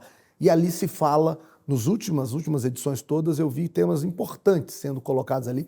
Essa edição tem uma questão de PCD, que logo no começo apareceu, de como é que você trata esse assunto, se você faz brincadeirinha, né? E eu acho que isso... O que é PCD? É pessoa com deficiência. Então, é a primeira vez que o programa tem um PCD no elenco. E a prova foi construída de uma maneira que não... Uma das provas lá do primeiro dia... foi construído de maneira a não pensar nessa questão. Né? E isso gerou todo um debate em rede social sobre isso. Então, pode parecer, né, bobagem. Nós vivemos a era da política pop. A política consumida por entretenimento. E vários dos temas que são mais duros, quando entram no entretenimento, acabam sendo... convertidos em Não temas saberei do dia. dizer nomes, porque li a respeito, um deles eu lembro por razões óbvias, mas parece que recentemente a questão do desarmamento e do armamento chegou no Big Brother. Um rapaz lá teria dito que ele foi assaltado e que o cara hoje não seria preso por causa do Lula, e ele começou a defender a política armamentista, e depois um rapper, que acho que está, o Bin Laden, nós temos um rapper, o Bin Laden fez a defesa do desarmamento. O que sobreviveu. Ele fez a defesa do desarmamento. Aí meu genro até notou, né? contrassenso, né? O Brasil tem um Bin Laden que faz a defesa do desarmamento e tem um terrorista chamado George Washington. Pedro, meu genro, disse, nós temos Pedro um também terrorista. é cultura. Nós temos um terrorista, que é o terrorista lá de Brasília, que tentou explodir o caminhão. Ele se chama George Washington. Quer dizer, nós temos Essas contradições. Agora, Então, isso e parece que o bolsonarista foi posto para fora do Big Brother. Foi. Recentemente saiu. Então, eu Podia ser sinceramente Mais acho. uma perseguição da Globo, Quem né? sabe seja um bom sinal. Eu acho que tem, de fato. Assim, Dirão eles. E é importante a gente encarar essas coisas, porque quando a gente olha para a trajetória da TV aberta, a gente está vendo também uma polarização tomada Você tá nesse me convencendo. Eu ambiente. estou até me sentindo envergonhado e elitista com o que eu falei. Não é isso. Não é Deixa isso. de mentir, vai, bom. É que Eu acho aqui uma... Não, acho é que aquilo de um o mau gosto programa, terrível. Mas atende sou a eu. uma questão financeira da Globo, Claro. claro, mais de 3 bilhões, parece, de patrocínio, que é, né, É muito impressionante. dinheiro, muito dinheiro. Mas tem essa contribuição social que eu acho que é pouco refletida. Então, eu, na verdade, te agradeço por ter feito essa pergunta, porque eu sempre quis defender o Big Brother sob essa perspectiva, né, não só do entretenimento, mas de ser capaz de abrir espaços de conversa na sociedade, e não teria outro lugar para falar disso que não fosse o Reconversa. Isso, muito bem. Quando você fica vendo números, né, faz cruzamentos, alguns você torna, por não estou dizendo que você tenha cruzamentos secretos, mas certamente tem alguns que alimentam suas impressões, aguçam sua curiosidade, mas que não são exatamente de curiosidade pública. Você deve ter análises aí que você faz, temores a partir dos dados. Com isso tudo, né, a gente é amigo, a gente bate papo, né? Sei das suas preocupações, sei que você quer um país democrático. Agora, assim, mas isso eu nunca te perguntei, né? Nem quando a gente ficou tomando lá chá a noite inteira. Você é otimista? Você acha que... Ou você tem... Você é otimista, mas com temores? Quer dizer, como é que... De posse desses dados. Eu sou muito otimista. Sou otimista porque acho que a gente tem que olhar para os últimos 30 anos e refletir sobre o que aconteceu nesse período, né? Eu acho que quando a gente fica com uma perspectiva de visão de curto prazo, a gente perde essa big picture, essa figura maior, e acho que, né, quem faz análise tem que ter esse desprendimento, né? Ter conseguido sair de uma ditadura, ter conseguido construir uma Constituição cheia de direitos importantes, né, que consertou, vou usar aqui essa palavra, problemas que nós tínhamos naquela sociedade, ter conseguido estabilizar a moeda, ter conseguido depois construir políticas sociais que lidam com problemas, né, de gente miserável nesse país. Eu li recentemente, recomendo, Os Ricos e os Pobres, do Marcelo Medeiros. É um livro incrível sobre o tamanho da desigualdade que nós temos nesse país, né? Então, ver que o nosso sistema de saúde é melhor do que vários lugares, não fosse ele... Bill Gates recentemente falou, eu quero conhecer o SUS de perto, quero ir lá ver. Né? Assim, se não fosse o SUS, não sei o que seríamos, o que seria de nós durante a pandemia. Ver bons resultados no sistema educacional, no longo prazo, de melhoras, de inclusão dentro das universidades. Eu estudei em 2002 na UFMG, era uma universidade elitista, né? Hoje eu dou aula na UFMG e vejo uma universidade muito mais aberta. Rapidamente, você dá aula de? Ciência Política. Ciência Política. No Departamento de Ciência Política da UFMG. Dou aula de política brasileira, né, de estatística, essas questões. Mas, Felipe, rapidamente, isso não é tudo pré-rede social? A partir quando chega na emergência, nesse negócio das redes sociais, a gente não tem que dar um break e falar assim, e virou outra coisa? Voltamos para a Idade Média. É que com as redes sociais, essa divisão da opinião, que a gente traduz no livro pela ideia do abismo, ela nos colocou num cenário muito ruim, né, muito negativo. Mas mesmo assim, você acha que dá para sair desse buraco? Eu acho que dá, primeiro, pelo resultado que a gente viu no 8 de janeiro, que foi, como eu disse, para mim, importante, porque ele dividiu quem estava, de fato, do lado democrático e não. Eu acho que isso é importante. E porque, apesar dessa divisão que continua existindo na sociedade, eu consigo ver esforços dos dois lados, e aí estou tirando os extremistas que existem dos dois lados, para a construção de uma sociedade melhor. Vejo mesmo. Eu acho que tem muito empresário mais consciente, eu acho que tem muito mais professor pensando no Brasil, acho que tem mais estudante, eu acho que a condição de precarização que a gente está vivendo está nos colocando desafios de pensar o Brasil nesse lugar do mundo. As políticas estão sendo construídas, eu vejo, por exemplo, no governo, o ministro Haddad sendo atacado por parte do partido dele, mas tocando a política econômica de maneira muito responsável, né? Tanto que é, nas pesquisas, o ministro mais bem avaliado desse governo. Mas ainda assim, aquelas pesquisas de mercado que você faz, isso é ótimo, aquelas pesquisas de mercado que você faz, você notou que eu trato com um certo desdém. Né? Menoscabo. E é ótimo. Mas o mercado não é muito injusto, a seu juízo? Você fala assim, Reinaldo, eu avalio dados, mas eu também quero suas opiniões. Porra, senão não quero ter. Não tem graça. Senão não tem graça. Eu adoro fazer aquela pesquisa. Ah. Eu adoro fazer aquela pesquisa porque Eu quero ela mudar recebe aquela base. críticas. Eu quero mudar aquela base. Porque ela recebe críticas ótimas, Quero muito entrevistar outras qualificadas. pessoas ali. Mas sabe o que é curioso? É que mesmo entrevistando pouca gente, e é pouco, são 100 pessoas, aquele mundo é tão homogêneo E tão influente. e tão influente, mas pensa tão igual, que aquela amostra, que é uma amostra construída a partir de uma metodologia que é, a gente mapeou quantas pessoas existem no mercado financeiro da Faria Lima e do Leblon, e é pouquíssima gente, e a partir dessa lista que a gente faz, a gente sorteia quem vai responder a pesquisa, eu tenho conseguido, a partir daqueles números, entender muito sobre a cabeça desse grupo influente, mas pequeno. E deve ser da curioso, sociedade porque é um grupo... então, eu adoro. E eu sei que ela recebe muitas críticas. E as críticas chegam a mim e eu tento responder a todas elas com a mesma paciência e técnica que eu respondo a Aliás, outra. agora a gente está fazendo entrevista, saiu a proposta do governo para incentivar a indústria brasileira, com um pacote de investimentos de 300 bilhões ao longo do tempo e tal, não sei o quê. Vai dar... Eu vou fazer uma antevisão aqui. Você certamente vai perguntar para essa turma o que eles acharam disso. Claro. Né, que é o mercado. Vai dar 100% contra. Eu não diria isso.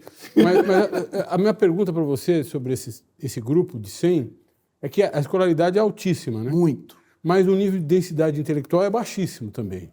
Não, é uma pergunta, não é uma provocação, é uma pergunta... Porque são caras que leram, além do que era instrumental para as suas profissões, é porque isso tem muito a ver com... Eu discordo. Não, é uma pergunta. Para discordar. Não, é uma pergunta legítima. Não, eu acho que é um grupo que Eu tem... leio filosofia. Assim, Eu acho que é ciência um grupo política, que tem... Nietzsche, E eu tenho convivido muito com Schopenhauer. eles, e tenho gostado muito da convivência. Você eu já tenho falou para eles aprendido pararem muito. de olhar o abismo, se o abismo olha para eles. Todos Já que ganharam falou o do livro Nietzsche. e compraram e foram no lançamento. O Trabuco estava falando, né? Não, mas do o Trabuco nosso conceito. Não, completamente diferente mas disso esse é o a que eu me ponto. refiro. Mas por isso que eu estou dizendo. Eu tenho visto no mercado financeiro Tô falando do Faria muita Limer. gente preocupada com o Brasil. Mas eles têm a ideologia deles. Eles olham para o mundo sob uma outra perspectiva. E, sinceramente, o mais importante para mim é identificar, como a gente já identificou, que a grande maioria desse grupo é parecido com a grande maioria do outro grupo, que é a defesa da democracia. Eles pensam de maneira muito diferente sobre questões econômicas. Provavelmente, se você entrevistar Quantos aqui... banqueiros formados em filosofia como o Trabuco tem nesse grupo de 100? Eu não sei te dizer, porque eu nunca mensurei isso. Mas essa é uma pergunta boa. Mas tem gente formada em economia, obviamente todos eles estudaram filosofia.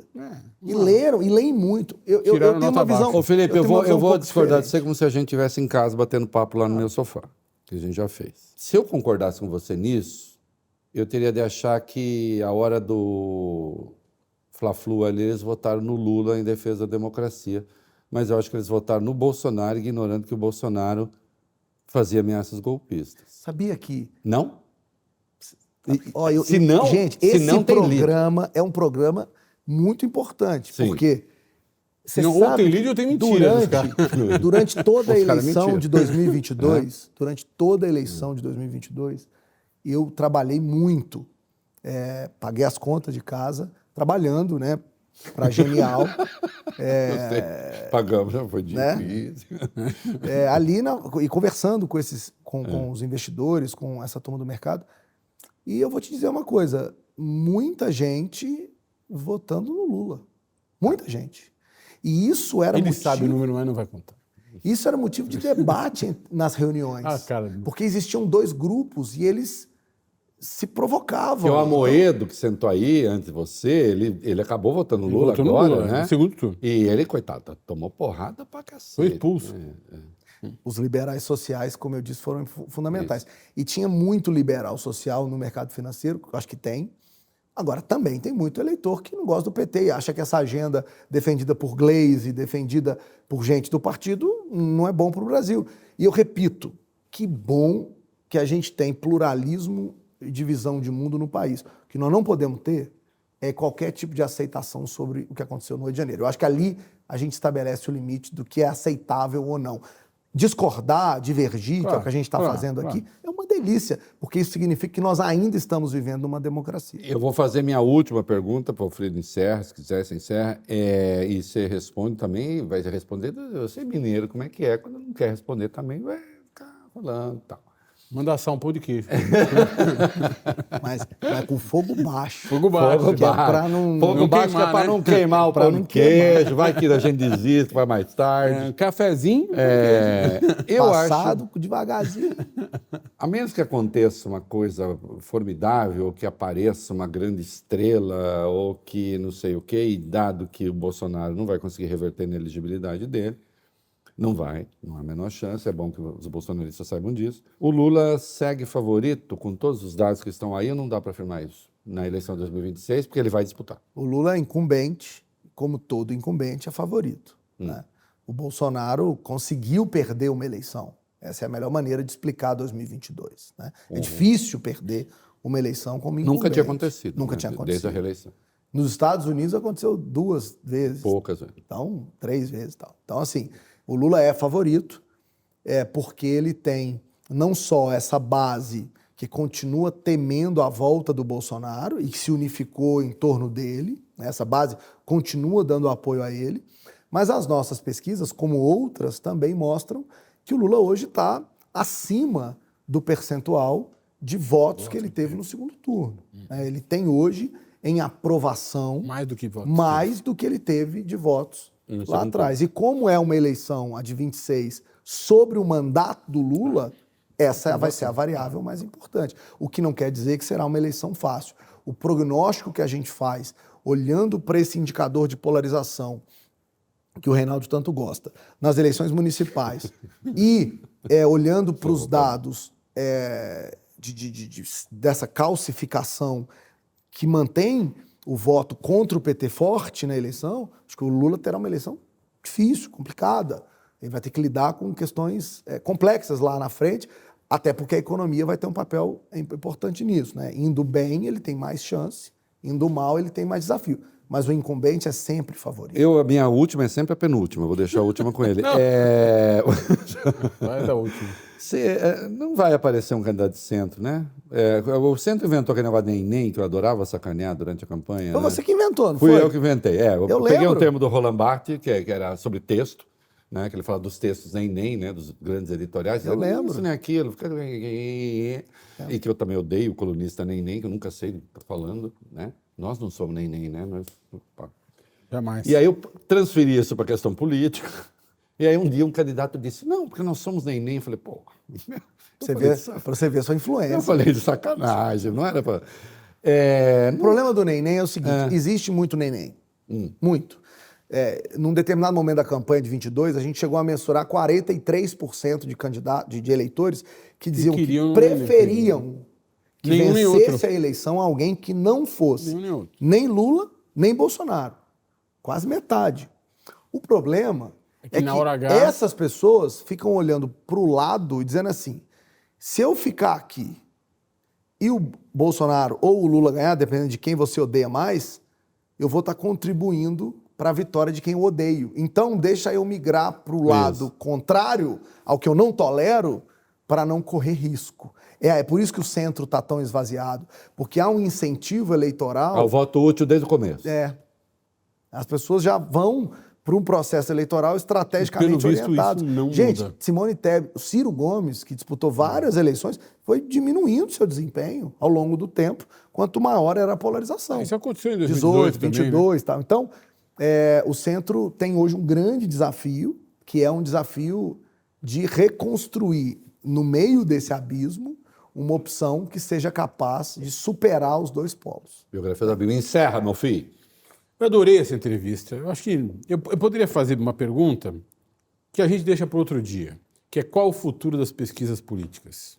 Porque eu imagino... Então quer dizer que eu vou poder voltar. É essa a ideia. Então tá eu bom. imagino que o avanço e o desenvolvimento dessas técnicas e instrumentos de mensuração e também a informação que surge das redes sociais te dê a você e aos demais especialistas mais elementos para ter mais precisão no diagnóstico e, enfim, de alguma forma antever o futuro.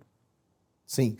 Eu sei que é para outro dia e eu Mas não vou responder Já tudo. comece. Não vou responder tudo não, porque eu quero voltar, porque eu também adorei a entrevista, obrigado pelo convite. Mas assim, o cientista é inquieto por natureza, o bom cientista é inquieto por natureza, nunca está contente, satisfeito com o que descobriu, ele está querendo sempre descobrir algo novo, essa é a essência da formação que eu tenho e que meus diretores, toda a minha equipe tem, que é todo mundo lá cientista, veio, né, tá na universidade de alguma maneira e tal. Então, é óbvio que a cada eleição a gente aprende uma coisa nova. Em 2022, a Quest trouxe para o Brasil, por exemplo, uma inovação que foi a utilização de modelos estatísticos de likely voter, que é o eleitor que provavelmente vai ou não votar, para as estimativas de intenção de voto. Por que a gente precisou fazer isso? Porque a gente descobriu, como eu contei no começo da conversa, que a abstenção estava afetando o resultado de votos válidos. Então, se você descontar e ponderar intenção de voto, que é o que a gente mensura, por esse modelo de likely voter, a gente conseguiu chegar no resultado da eleição, que foi um ponto de diferença que a gente mostrou.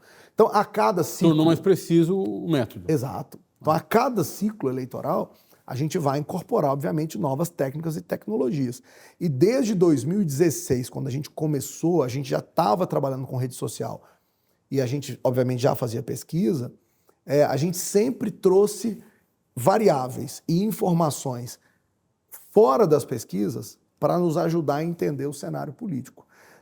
Por quê? Porque a maneira como as pessoas se informam hoje, Vardy, é muito diferente de como elas se informavam antes. Então, a velocidade da mudança da opinião é maior do que os métodos tradicionais estavam acostumados.